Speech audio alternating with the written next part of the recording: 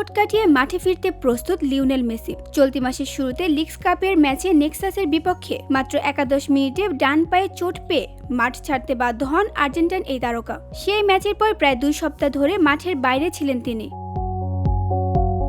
এই সময় inter Miami খেলেছে দুটি গুরুত্বপূর্ণ ম্যাচ। মেসিকে ছাড়া পুমাস UNAM এর বিপক্ষে 3-1 গোলের জয় পায় মায়ামি, উঠে যায় লিগস কাপের কোয়ার্টার ফাইনালে। তবে মেজর লিগ সকারে অরল্যান্ডো সিটির বিপক্ষে 4-1 ব্যবধানে হেরে যায় তারা। তবে সুখবর হলো চোট কাটিয়ে গত বুধবার থেকেই অনুশীলনে ফিরছেন মেসি। আর সব ঠিক থাকলে বাংলাদেশ সময় রোববার ভোরে LA গ্যালাক্সির বিপক্ষে ম্যাচে মাঠে দেখা যেতে পারে ইন্টার মায়ামির এই অধিনায়ককে।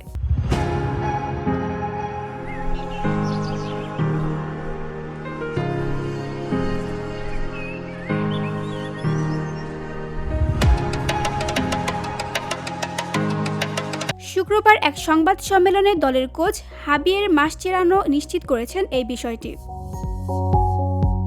VOD Bangla news desk.